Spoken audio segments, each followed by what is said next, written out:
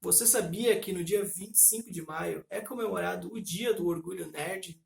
E que nesse mesmo dia, em 1977, um filme muito importante foi lançado e mudou a história do cinema para sempre? Bem-vindo ao Cinema Galáctico, o seu espaço de cinema aqui no Arte na Cuca. Eu sou o Valmer.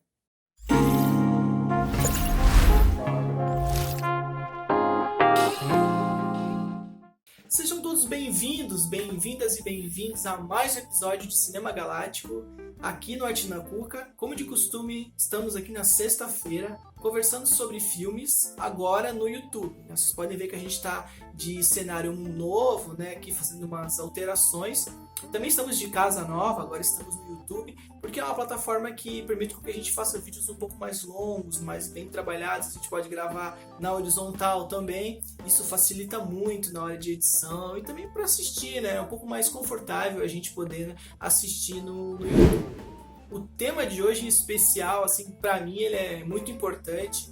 É um tema que eu adoro, que é falar sobre a cultura nerd, essa cultura geek, né? Essa palavra em inglês que está sendo muito utilizada no nosso país há algum tempo para poder falar, é uma palavra que expressa, né, essa cultura dos amantes de quadrinhos, de filmes de herói, que hoje em dia está tão em alta, né, mas nem sempre foi assim, né. Antes de 1977, né, a gente tinha um cenário muito diferente, né, não era dessa forma que a gente vê hoje, onde o nerd é algo super popular, né, não era bem assim não. Isso só aconteceu depois do lançamento de um filme muito famoso que você pode não ter visto, mas com certeza já ouviu falar, que é Star Wars.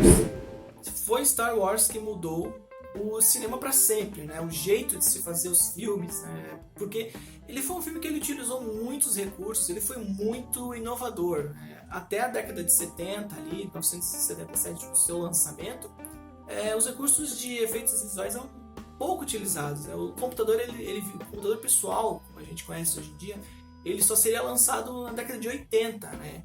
E em 77 a internet ainda era um experimento lá do exército norte-americano, então ainda estava engatinhando, ainda não se tinha nada do que a gente tem hoje. Né? Então produzir um filme com tantos efeitos especiais, um filme de ficção científica, né, do jeito que o George Lucas queria, era muito complicado, né? Lembrando que o George Lucas é o diretor do filme e ele era amigo também de outros dois diretores aí que você com certeza já ouviu falar, que é o Francis Ford Coppola e o Steven Spielberg, né? Dois que são gigantes diretores do cinema que até hoje estão aí, né? Fizeram Poderoso Chefão, Jurassic Park, o George Lucas fez também Indiana Jones, são filmes aclamados pela crítica e pelo público em si, né? O George Lucas ele faz mais dois filmes antes de Star Wars. Esses filmes eles não têm um grande sucesso de bilheteria, apesar de hoje em dia o pessoal gostar e de ver que são bons filmes. Na época não foi um sucesso muito grande, né? E depois ele resolve sair do estúdio onde ele estava, que era uma parceria com o Coppola, e ele decide criar Lucasfilmes para poder desenvolver os seus próprios filmes do jeito que ele queria, né? Então o Coppola, que é um grande amigo dele, mesmo depois ele tendo saído, ele fala assim, ó George, vai lá e faz um filme pro grande público. Eu te desafio a fazer um filme pro grande público, né? Daí o George Lucas aceita e fala, é isso aí, eu vou fazer. E ele faz Star Wars, né? Que foi um filme que foi caro pra época também, estourou alguns orçamentos, mas que mudou o cinema para sempre. Por quê? Porque ele criou principalmente o nicho de franquia, você poder fazer vários filmes do mesmo tema ou do mesmo mundo. Isso foi uma revolução para a época, né? Foi dali que surgiu. Quando ele fez o filme, ele não esperava que bombasse tanto, né? Que desse tão certo. Ele pensou que ele ia lançar um filme e depois não teriam outras derivações. Mas depois do primeiro, né? O sucesso de bilheteria que deu, ele resolveu fazer mais filmes. E daí deu o sucesso que deu hoje em dia, né? A franquia é muito conhecida e deu origem a outras franquias, né? Como os filmes da Marvel também, como Harry Potter, Senhor dos Anéis, que fazem parte desse mesmo sistema, né? Da cultura nerd e também do sistema de franquias, de você criar produtos derivados, né? E outra grande revolução do Star Wars foi a questão dos bonecos, né? Porque hoje em dia a gente tem tanto filme que tem boneco, o próprio Senhor dos Anéis, os filmes da Marvel, agora eles estão tentando enfiar um monte de boneco goela abaixo, mas foi Star Wars que começou com isso. Tanto que na época, uma história bem legal que eu li é que não tinha, porque não se existia essa cultura de se criar produtos, né, bonecos, roupas e tudo mais dos filmes. Então o que o George Lucas fez? Ele deu cartões de papelão para que você pudesse trocar depois de um tempo por até 4 bonecos. Né? Você escolhia um boneco dos 4 de Star Wars e você levava ele para casa, ele era seu. Então quando você via, você comprava e você tinha um desses bonecos, que hoje em dia deve valer uma fortuna, imagina, né?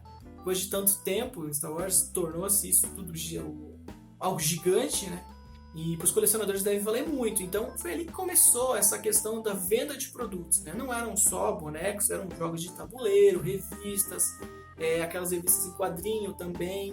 O quadrinho cresceu muito por causa da revolução que Star Wars trouxe. Porque as pessoas se reuniam nas bancas de quadrinho, nas lojas de quadrinho, para poder discutir sobre o filme. Quando elas iam discutir sobre o filme lá, elas também compravam outros quadrinhos. Então isso fez com que esse universo dos quadrinhos crescesse muito também. As lojas de disco também cresceram muito graças a Star Wars, porque o pessoal, onde não tinha loja de quadrinhos, eles iam em lojas de disco, né? E lá tinha também a trilha sonora para você comprar do filme. Então isso tudo gerou uma cadeia de produtos que hoje em dia é o básico, né? Todo filme quer vender produtos além dele, além do filme. Eles querem vender produtos licenciados. Hoje em dia se tornou algo muito comum, mas que lançou o Star Wars, né? Graças a essa loucura que o George Lucas quis fazer, tornar esse mundo possível, né? Essa coisa que ele imaginou da cabeça dele. A história do filme, o que é mais interessante é que ela é uma história relativamente simples, mas é que ela aborda vários temas que todo mundo se interessa, né? Como a amizade, como o amor, como a luta do bem e o mal. Mas é uma estrutura relativamente simples, né? Tem o herói que luta contra o mal e no fim o herói vence. Tem toda a jornada de transformação de ele se tornar uma pessoa melhor, descobrir sobre o seu passado, tem tudo isso, né? Mas o roteiro ele é fechado, é um roteiro fechado, porque o George Lucas não esperava que se tornasse uma franquia, que se tornasse algo maior, tanto que o filme é Star Wars, não tem um título depois, né? O título ele vem em seguida com um sucesso, que daí lança-se outros filmes, né? E outro fato interessante é que o filme começa do meio, então o filme se inicia com você dentro da ação, a ação está acontecendo e ele te joga ali no meio e dali em diante que você vai descobrindo do que se trata, quem são os heróis, aí vai se desenvolvendo. Mas era uma coisa assim, um tipo de narrativa que na época não era muito comum. Você geralmente tinha um desenvolvimento, começava do começo, aí dava um conflito, né? E não, o Star Wars ele já quebra isso. Outra curiosidade bem legal é aquela cena de abertura, né? Que tem os textinhos lá crescendo, uma galáxia muito distante. Isso também foi algo revolucionário para a época, porque primeiro que não existiam computadores avançados para poder fazer aquilo, então tudo aquilo foi feito com câmera, filmada mesmo, na mão, assim, e também a questão de não ter créditos no início, né? Aquele texto ele foi substituído pelos créditos. Normalmente nos filmes na época, os créditos vinham primeiro, então os produtores não gostaram muito dessa ideia. Pô, os créditos não vêm no fim, eles têm que vir no começo para poder apresentar o elenco, falar da equipe. Mas não, George Lucas não quis, né? Ele teve liberdade artística em todo o filme, então ele não quis, ele trocou isso.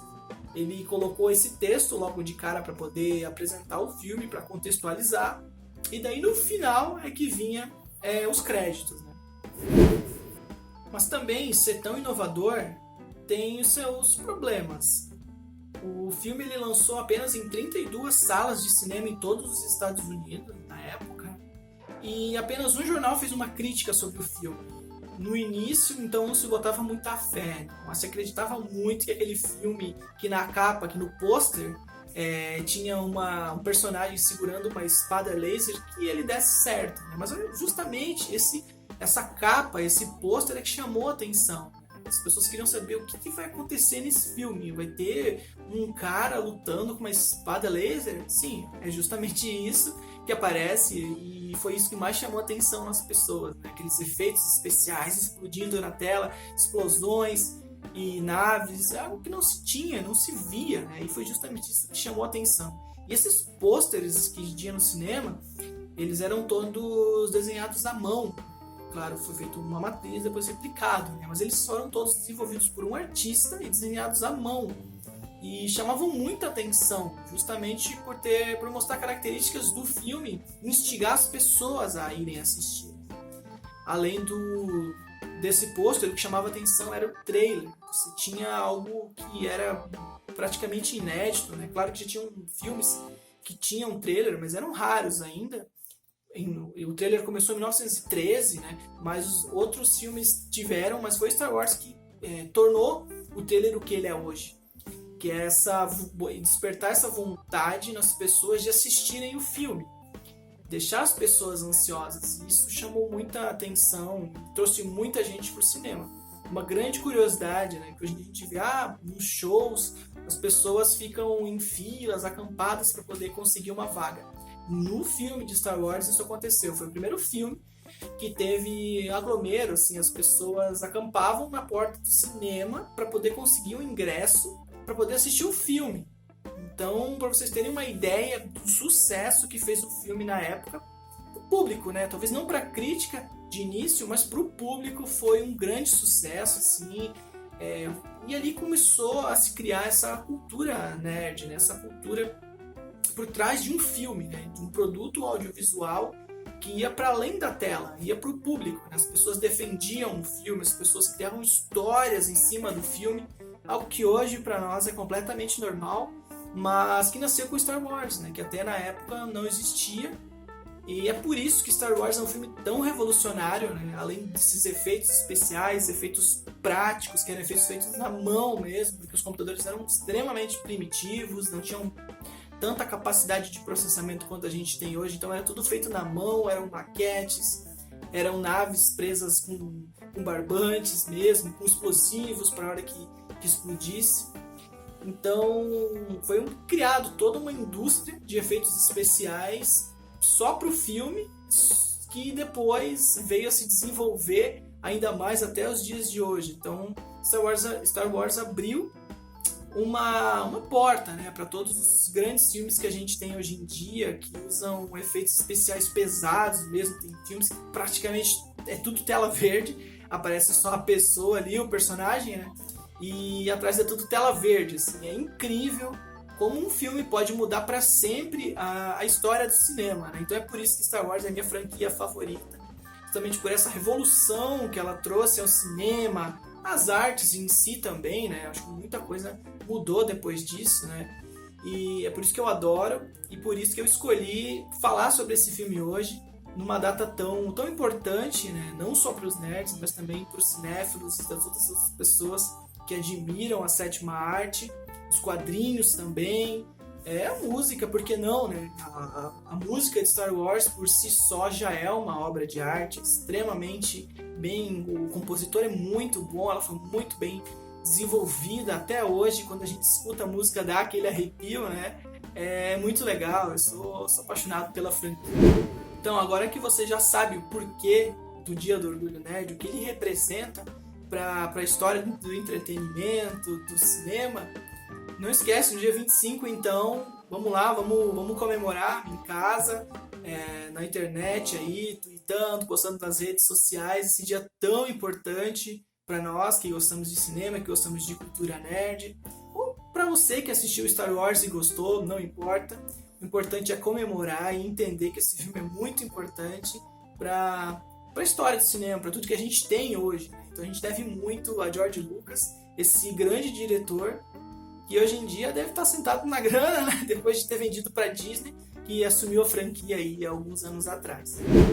Bom, mais um episódio de Cinema Galáctico fica por aqui. Eu espero que vocês tenham gostado do vídeo. Eu tentei abordar o máximo possível de informações, mas que o vídeo não ficasse muito grande também, né? Eu foquei mais na data e no que Star Wars trouxe, né, para o mundo nerd e para o cinema.